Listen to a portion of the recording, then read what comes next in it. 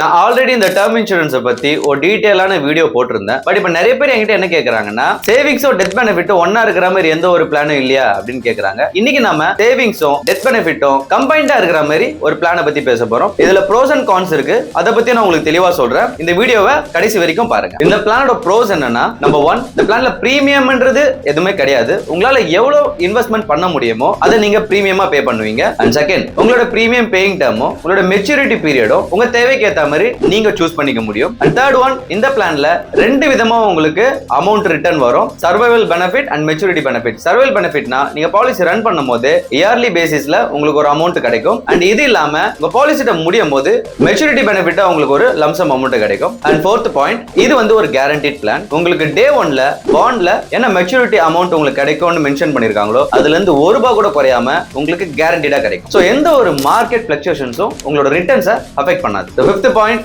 நீங்க இன்வெஸ்ட் பண்ற இந்த அமௌண்ட்டை இயர்லி பேசிஸ் மட்டும் இல்லாம மந்த்லியாவும் பே பண்ணலாம் அண்ட் குவார்டர்லியாவும் பே பண்ணலாம், இல்ல ஆஃபர்லி மோட்லயும் பே பண்ண முடியும். இதை பத்தி உங்களுக்கு நிறைய இன்ஃபர்மேஷன் தேவைன்னா கீழ இருக்க நம்பருக்கு நீங்க எப்ப வேணா கால் பண்ணுங்க.